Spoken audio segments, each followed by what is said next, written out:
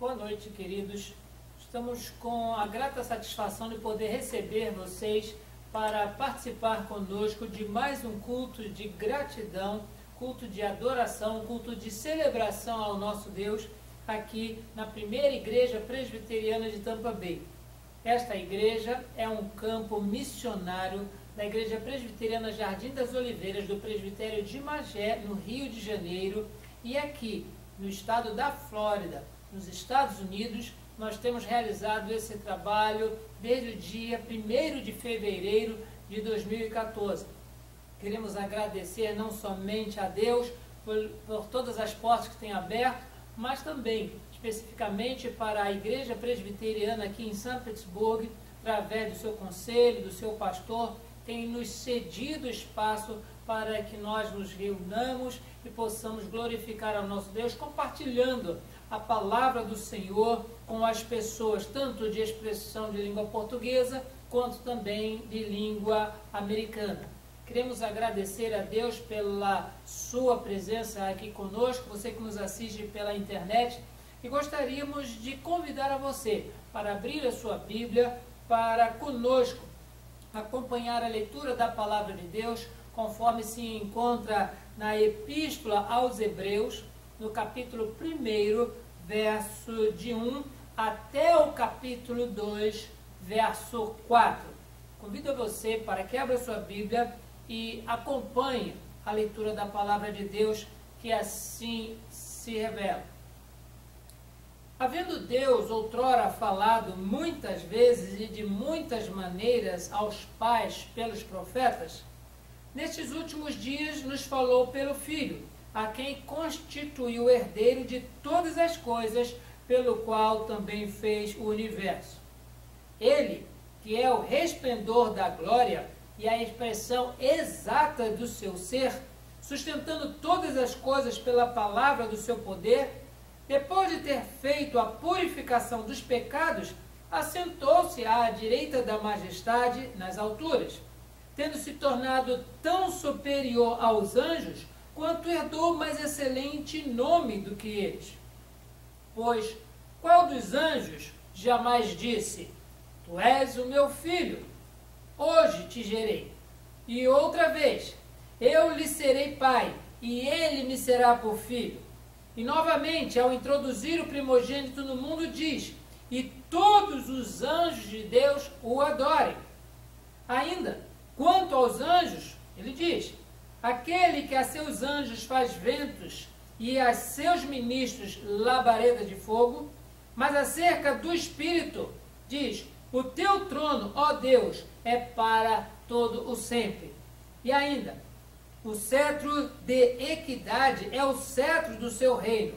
Amaste a justiça e odiaste a iniquidade. Por isso Deus, o teu Deus, te ungiu com óleo de alegria, como a nenhum dos teus companheiros. Ainda, no princípio, Senhor, lançaste os fundamentos da terra, e os céus são obras das tuas mãos. Eles perecerão, tu, porém, permaneces. Sim, todos eles envelhecerão qual vestido. Também qual manto os enrolarás, e como vestidos serão igualmente mudados. Tu, porém, és o mesmo, e os teus anos jamais terão fim. Ora, a qual dos anjos jamais disse: Assenta-te à minha direita, até que eu ponha os teus inimigos por estrado dos teus pés? Não são todos eles espíritos ministradores enviados para serviço a favor dos que hão de herdar a salvação?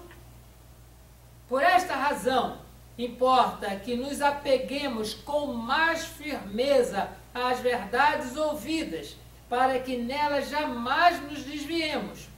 Se, pois, tornou firme a palavra falada por meio dos anjos, e toda transgressão ou desobediência recebeu justo castigo, como escaparemos nós se negligenciarmos tão grande salvação, a qual, tendo sido anunciada inicialmente pelo Senhor, foi-nos depois confirmada pelos que a ouviram? dando Deus testemunho juntamente com eles, por sinais, prodígios e vários milagres, e por distribuições do Espírito Santo, segundo a sua vontade. Sim, queridos, nós queremos agradecer a Deus por essa porção deixada para nós, a fim de nos instruirmos sobre o que as Escrituras querem revelar a nós nesta oportunidade. Nós temos acompanhado durante o ano de 2015 uma proposta de estimularmos o crescimento no conhecimento de Deus, estimularmos o crescimento na graça de Deus, e para isso o nosso instrumento, a nossa ferramenta não é outra senão a palavra de Deus. E já temos decorrido a respeito desta palavra durante vários domingos, e nós observamos que ela não somente ela é a base da pregação, como também ela é a motivação da pregação. As Escrituras nos revelam um Deus que nos ama, mas hoje nós também veremos que a própria Escritura, ela também nos revela um juízo de Deus.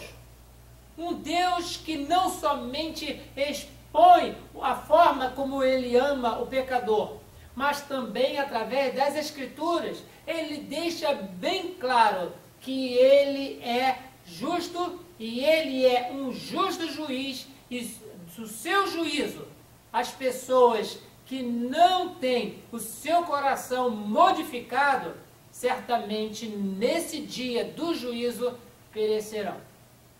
Observamos, irmãos, numa rápida menção do que está acontecendo aqui na nossa região, tanto na cidade de São Petersburgo, como na cidade de Tampa, que é aqui ao lado onde eu resido.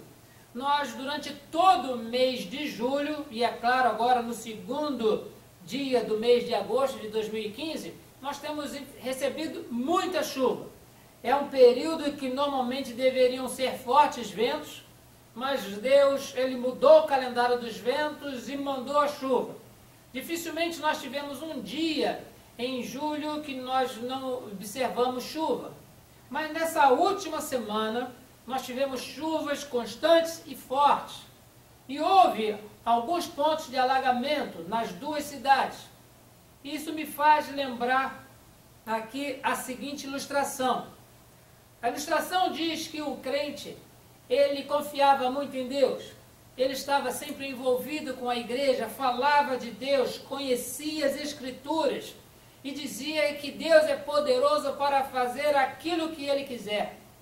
Até que na região onde esse crente residia, foi avisado nos noticiários que viria uma chuva forte e as pessoas deveriam ser evacuadas para um local de segurança.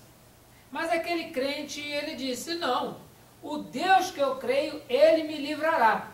E permaneceu na sua casa e não optou pelas rotas de evacuação. E ele via das suas janelas os vizinhos arrumando as coisas, colocando em caixas, colocando suprimentos dentro do carro, preparando para viajar. E o vizinho mais próximo a ele disse, fulano, você não vai sair da sua casa? Você não virá conosco para um local de segurança? Esse crente diria, não, o Deus que eu confio, Ele me livrará. E diz-nos também essa instrução, que os noticiários continuaram a enviar mensagens, não apenas pela televisão, mas pelo rádio, mensagens nos celulares que as pessoas têm condição de receber, uma comunicação ampla do serviço de segurança dizendo, haverá forte chuva, saiam daí. E aquele homem não saiu. E vieram as chuvas e começou a encher de água por todos os lados. Daqui a pouco passa alguém numa embarcação e vê aquela lâmpada de lanterna aparecendo na janela, porque nesse momento toda a energia já tinha se encerrado, tinha sido cortada. E aquela embarcação chegou naquele local, a água já na metade da porta, e bateu, quem está aí? Ele disse, eu estou aqui, você tem que sair daí porque vai inundar tudo. E aquele homem disse, não sairei daqui, porque o Deus que eu creio, Ele me livrará. A embarcação foi embora. E as águas subiram. E ele já não podia ficar dentro da casa, ele ficou em cima do telhado da casa. E lá de cima do telhado da casa sobrevoou um helicóptero aquela região, viu aquele homem e chegou lá através do sistema de comunicação de alto-falante, dizendo: fulano, você vai sair daí porque você vai morrer, as águas estão subindo. E ele disse: não sairei porque o Deus que eu creio, ele me livrará. As águas subiram, aquele homem provavelmente não sabia nadar e faleceu. E a ilustração diz que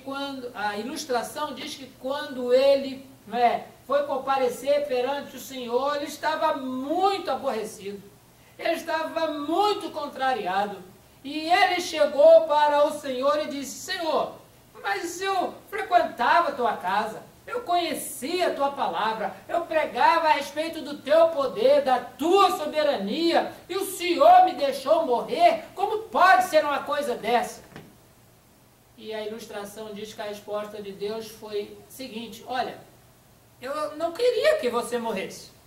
Tanto é que eu mandei avisar pela televisão, pelo rádio, pelo celular. O seu vizinho te avisou, aquela lancha que passou na sua casa te avisou, o helicóptero passou em cima da sua casa te avisou, e você não quis dar ouvidos e você morreu. A culpa não é minha. Queridos, apesar de ser uma ilustração extra-bíblica, mas isso retrata exatamente o que o escritor da Epístola aos Hebreus, ele pretendia no capítulo 1 e nos primeiros versículos do capítulo 2. De dizer que o Senhor, ele tem falado ao seu povo de várias maneiras e de várias formas, não apenas aos nossos pais pelos profetas, mas também tem falado nos nossos dias através de Cristo. Jesus tem falado a respeito do pecado. Os profetas falaram a respeito da idolatria, dos desvios do culto a Deus, e falando a respeito também do juízo de Deus para todos os rebeldes, todos aqueles que não tinham sequer a condição de entender que aquilo que estavam fazendo estava equivocado, precisava que alguém avisasse. Nós não sabemos quem é especificamente o autor da Epístola aos Hebreus. Há uns que indicam o apóstolo Paulo, outros indicam a outra pessoa. O que nos importa aqui não é tanto quem é o autor, mas qual é o conteúdo deste texto. A preocupação, porque diz que uma carta aos romanos é para os crentes que estão em Roma. Uma carta para os Gálatas é uma carta para os crentes que estão na Galácia, e por aí vai. Mas a carta aos Hebreus é para aquelas pessoas que, muito familiarizadas com o judaísmo, com todos os rituais dos descendentes de Abraão e tudo aquilo que a própria história do povo de Israel tem, essas pessoas são os hebreus. Conhecem tudo, e toda a epístola ela é cercada de detalhes das leis cerimoniais. Se nós lemos a Epístola aos Hebreus, nós certamente vamos lembrar de muitas coisas que estão escritas no livro do Êxodo, no livro de Números, no livro de Deuteronômio. Porque esta carta foi escrita para quem conhecia muito bem a respeito das leis cerimoniais e principalmente quanto à prática ritual do sacerdote e do sacrifício. Sim, queridos. Quem escreveu a Epístola aos Hebreus sabia que aquelas pessoas que iriam ler a Epístola, eles tinham exatamente a condição de entender do que estava sendo falado. Daí, iniciar-se, havendo Deus outrora, há tanto tempos atrás, falado muitas vezes e de muitas maneiras aos pais pelos profetas, nesses últimos dias nos falou pelo Filho. Por isso, queridos, nesta noite, nós vamos discorrer, vamos refletir a respeito de como as Escrituras revelam o juízo de Deus. A Bíblia, ela não foi escrita para falar de juízo, mas foi para falar de vida. Deus, ele como Criador, ele criou vida neste mundo que nós vivemos. E no mundo que nós vivemos, ele formou o homem do pó da terra e soprou nas narinas do homem o fôlego da vida e fez de Adão, daquele boneco de barro, uma alma vivente. Diferente dos animais, dos vegetais, o ser humano, ele tem o Espírito de Deus que o anima e que o torna consciente, que o torna racional e responsável pelos seus atos. Mas, devido à queda, Deus, ele também fez questão de revelar ao ser humano, à humanidade decaída, que também haveria um juízo. Nós sabemos que o Antigo Testamento ele é regido por um pacto de obras, mas também que no Novo Testamento, pela incapacidade completa de qualquer ser humano cumprir toda a lei de Deus e assim se mostrar justificado pelas obras naquilo que se refere à salvação, no Novo Testamento nós vemos que Deus ele rege a história no pacto da graça, onde Jesus ele veio ao mundo para cumprir a minha parte e a sua parte, coisa que nós não conseguiríamos fazer. Mas a Bíblia fala a respeito de um Deus que é juiz. Revela o juízo de Deus. E, primeiramente, as Escrituras revelam o juízo de Deus, que foi anunciado muitas vezes e de muitas maneiras aos pais pelos profetas. Queremos aqui, irmãos, destacar que já no capítulo 20 do livro do Êxodo, existe ali a relação dos 10 mandamentos. Do verso 1 até o verso 7, nós observamos o quanto que Deus estabelece que Ele é o único Deus, vivo e verdadeiro, que o povo não deveria ter outro Deus além do Senhor. E além disso, não deveria fazer imagem de escultura, se prostrar e a adorar, porque o Senhor, Ele é santo e Ele visita a iniquidade dos pais nos filhos até a 3ª e 4ª geração. Da mesma forma que Ele abençoa aquela atitude de reverência, de respeito e de adoração sincera dos pais, nos filhos até a 3ª e 4ª geração. Sim, queridos, os mandamentos, eles são feitos não apenas como norteadores de conduta, mas também como um alerta a respeito do juízo de Deus. Se nós pautarmos a nossa vida segundo aquilo que a palavra nos ensina, nós seremos grandemente abençoados. Mas, se formos rebeldes, não é sem motivo que o Senhor trairá um justo juízo sobre a vida do seu povo. Nós observamos que a humanidade ela tem experimentado já de muito tempo a respeito desse juízo, quando não apenas Moisés fala dos 10 mandamentos, mas vamos nos recordar bem mais atrás, quando Deus fala apenas para 2 pessoas, Adão e Eva, dizendo, olha, vocês podem fazer o que vocês quiserem. Vocês são livres para comer, para brincar, para dormir, para fazer o que quiser, menos comer do fruto da árvore do conhecimento do bem e do mal. Porque no dia em que vocês comerem deste fruto, certamente vocês morrerão. Sim, queridos, Deus revela o seu juízo, revela o seu amor, mas coloca, como todo pai faz com o seu filho, toda mãe faz com o seu filho, limites. E aquele que obedece tem todo o prazer dos seus pais, mas aquele que desobedece, certamente ele está debaixo da disciplina, que visa o bem, porque é um pai que é uma mãe. Mas quando nós nos referimos a Deus, que Ele já muito contrariado com toda pecaminosidade, Ele decidiu escolher a Abraão um povo particular seu.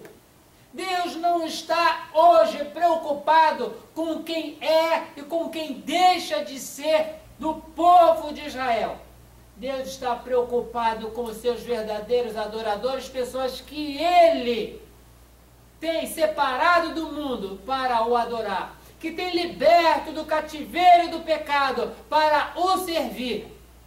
E todos os outros povos que existem, todas as outras raças, todas as outras línguas, todas as outras nações que não temem a Deus, Deus ele não está preocupado com etnia, mas Deus escolheu um povo.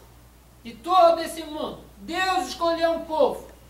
E ele sabia que mesmo o seu povo tendo se desviado algumas vezes, não poucas, das suas ordenanças, ele sempre levantava um libertador, após toda uma consciência de arrependimento, e os livrava.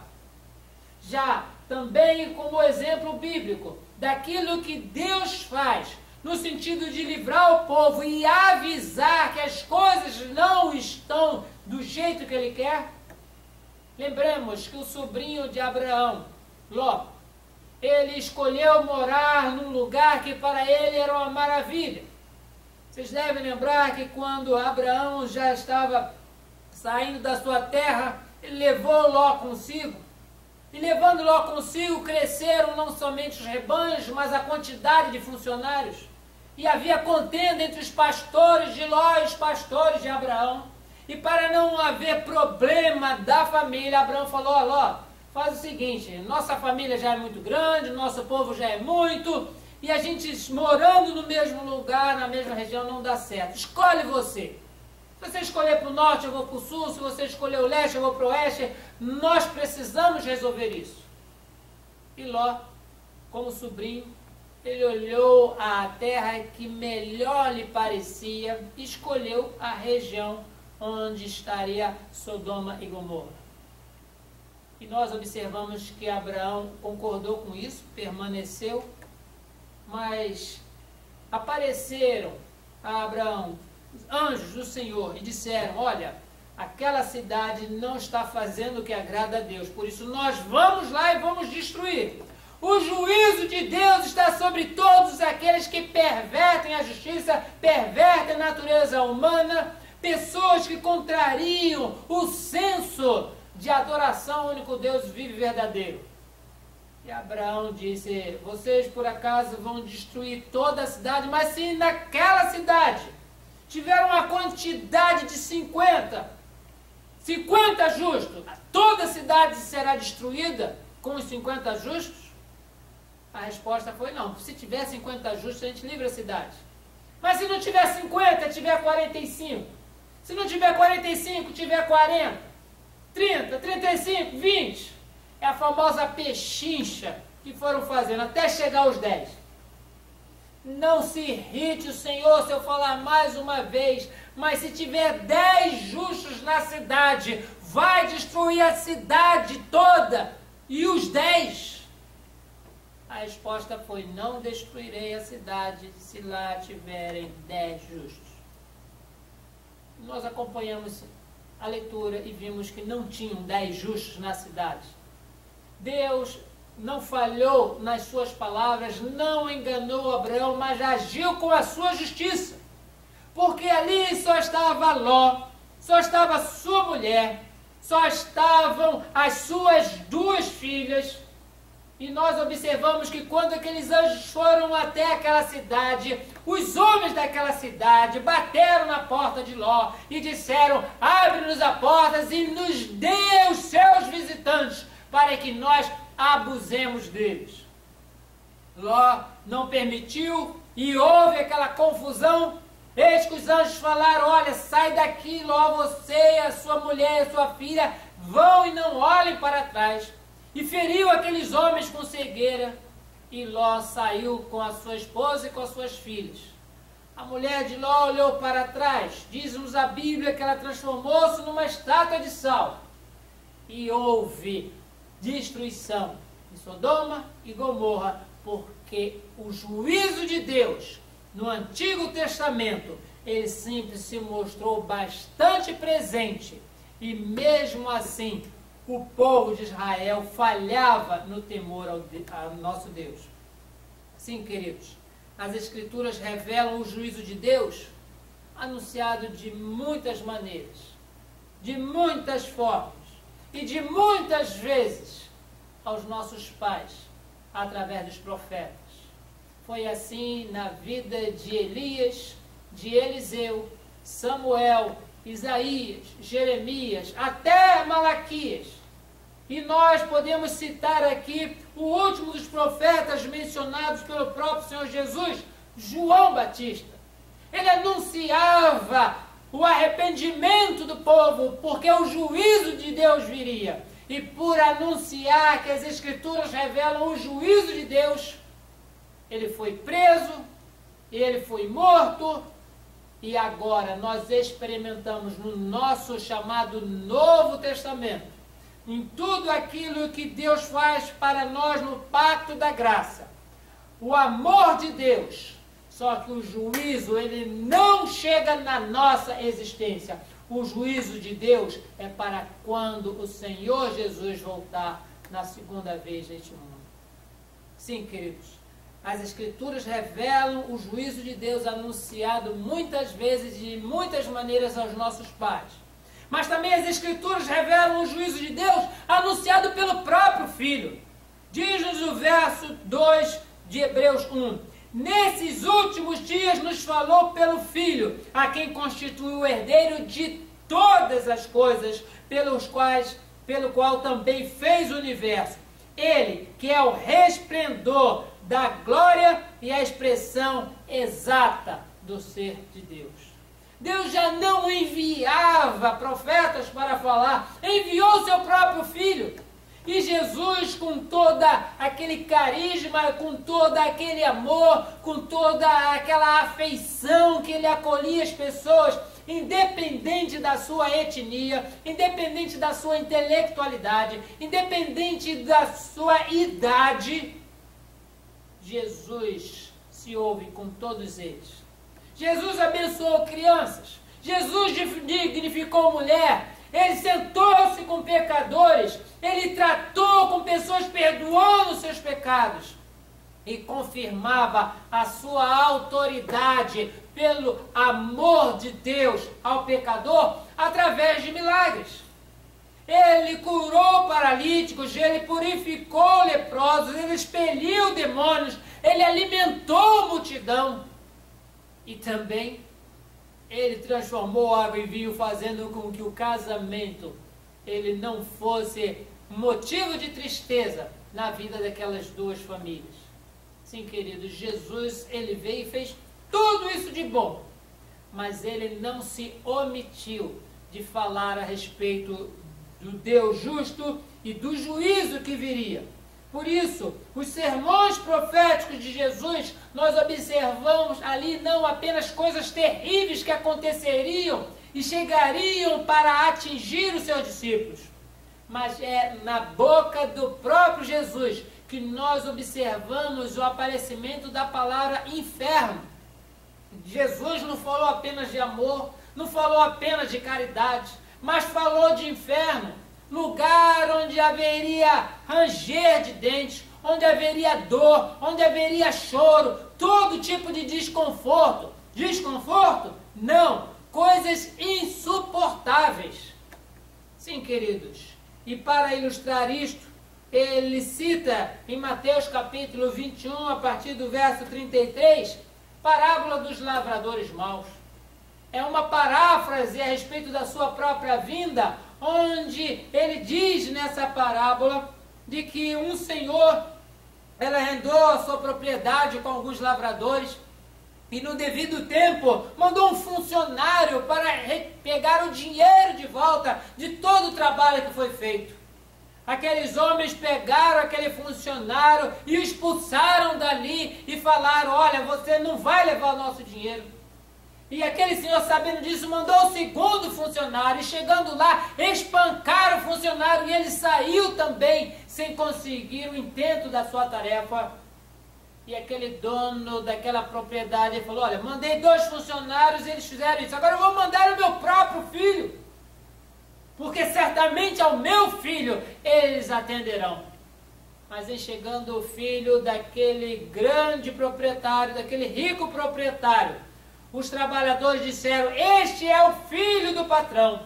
nós vamos matá-lo e vamos tomar posse da herança. E Jesus disse, o que o dono daquela propriedade vai fazer com aqueles homens que expulsaram o primeiro funcionário, espancaram o segundo funcionário e mataram o seu próprio filho? Jesus disse que aquele proprietário, aquele rico homem, ele traria castigo e um justo juízo sobre todos aqueles que ali estavam. Sim, queridos, nas parábolas das bodas também fala a respeito disso, onde uma outra pessoa, para uma grande festa que estava produzindo, estava promovendo, convidou várias pessoas e cada uma deu a sua desculpa. Eu não posso ir, eu tenho uma coisa para fazer, comprei um terreno, comprei um animal e não foram. E quando os funcionários voltaram dizendo, olha, patrão, ninguém quis atender o convite. Aquele patrão disse, tudo bem, então vá pela praça, vá pelas ruas e traz todas as pessoas, pobres, doentes, todas as pessoas, que eu quero que a minha festa esteja cheia de pessoas, porque aqueles outros não entrarão aqui. E observamos, irmãos, que mesmo entre esses convidados de última hora, aqueles que não estavam com o traje próprio da festa, ele foi retirado do meio e colocado fora, onde mais uma vez a palavra é um local de sofrimento. A parábola dos talentos fala a respeito disso. E Jesus, ele carregou os seus sermões proféticos de alerta para as pessoas que o juízo de Deus vem. Mas nós, irmãos, muitas vezes escolhemos passagens na palavra de Deus que nos trazem somente conforto e paz. Você já pegou a sua caixinha de promessa em casa e pegou palavras de julgamento? Você já pegou naquelas cores bonitas da caixa de promessa, palavras que falam que o Senhor virá, e Ele virá com o machado, virá com a foice, e Ele ceifará vidas das pessoas que andam afastadas do seu caminho? Não, queridos, a caixinha de promessas é só chamada conta-gotas de água com açúcar, porque elas não são toda a palavra de Deus. Por isso, quem escreveu essa epístola aos Hebreus sabia exatamente o que estava falando. E nisso revela também o juízo de Deus, as Escrituras, porque não é somente anunciado de muitas vezes, de várias maneiras aos nossos pais, e não é somente anunciado pelo Filho, mas também as Escrituras revelam o juízo de Deus anunciado por aqueles que ouviram do Senhor isso. Essa palavra ela não ficou restrita ao Filho, não ficou restrita aos profetas, mas todos aqueles que ouviram, eles transmitiram isso adiante.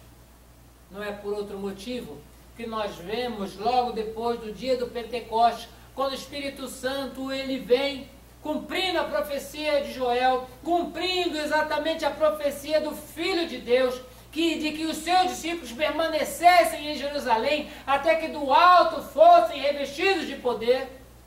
O Espírito Santo vem, habilita, capacita, os faz lembrar de tudo quanto Jesus havia ensinado e saem semeando a palavra de Deus, mas também falando do juízo. Fala do juízo o apóstolo Pedro, fala do juízo o apóstolo Paulo, fala de condenação, chama o arrependimento e encerra-se no livro do Apocalipse com o evangelista João falando a respeito não apenas de novo céu e nova terra, mas falando também de destruição, de julgamento e de condenação eterna. Sim, queridos, todos aqueles que ouviram de Jesus essas palavras, todos aqueles que tinham as informações dos profetas a respeito do juízo de Deus, sabem que não podem ficar calados ou omitir ou escolher o que falar a respeito das Escrituras. Porque as Escrituras completas falam de um Deus que ama.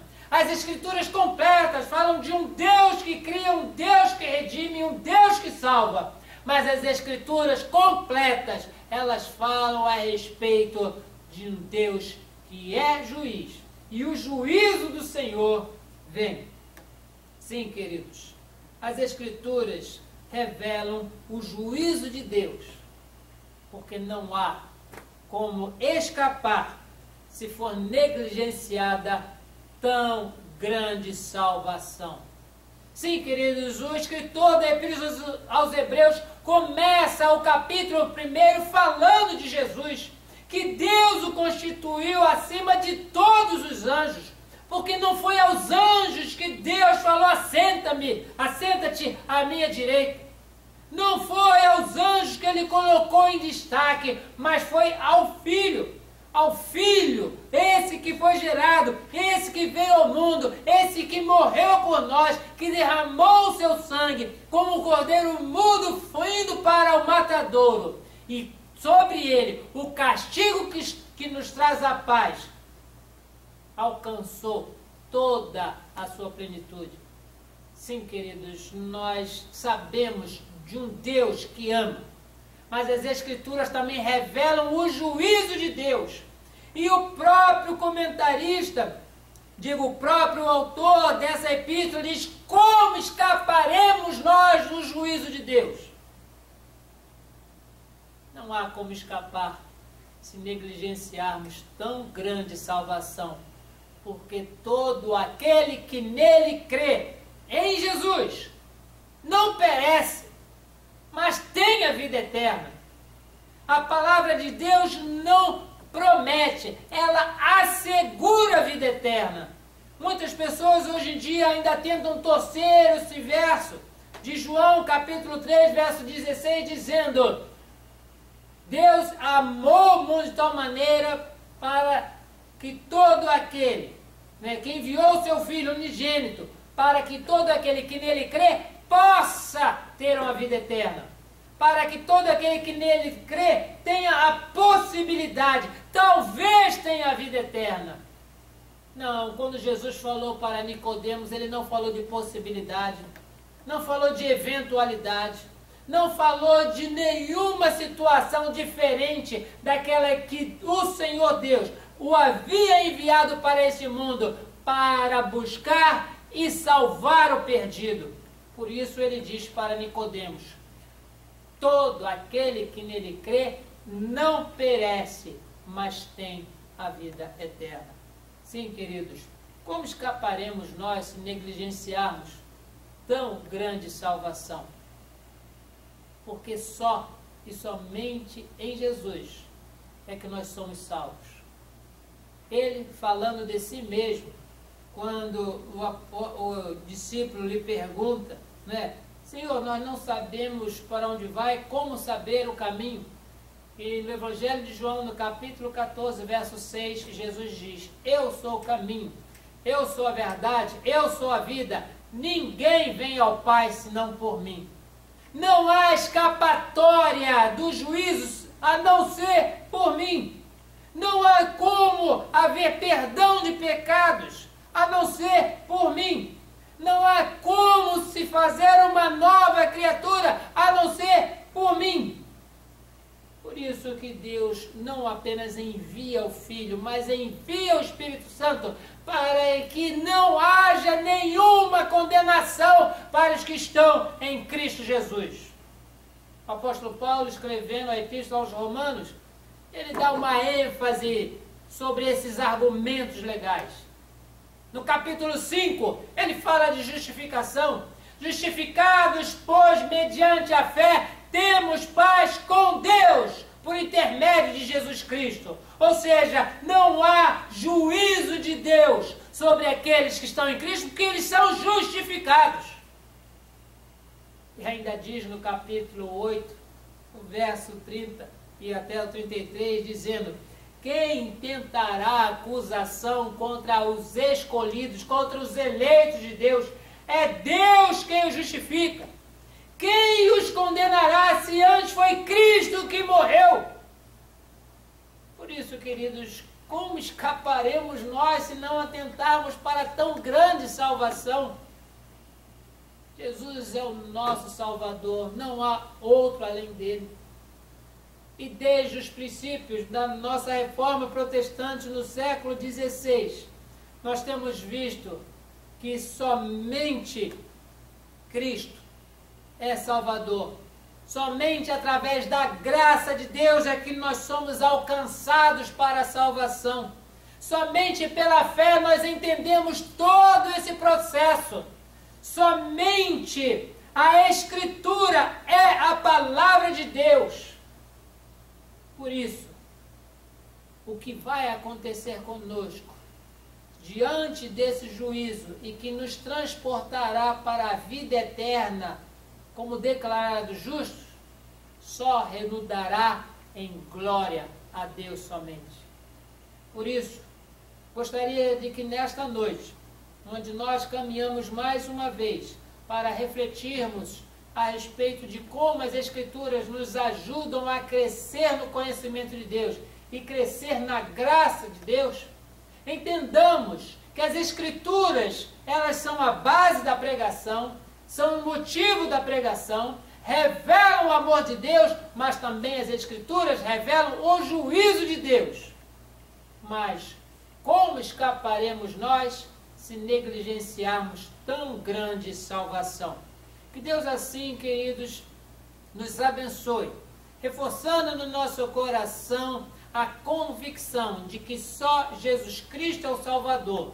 E quanto mais nós confessamos com a nossa boca que Ele é o Senhor, e no nosso coração cremos que Deus o ressuscitou dentre os mortos, nós refletimos ao mundo a salvação que nos alcançou e trabalharemos em prol do crescimento do reino. Que Deus assim nos abençoe, abençoe vocês que estão aqui, os queridos que nos acompanham pela internet. Que Deus possa estender a sua mão e fazer com que cada um cresça no conhecimento e se torne instrumento vivo nas mãos do Senhor para pregar a verdade do Evangelho, o Evangelho todo para o homem todo. Que Deus assim nos abençoe. Amém.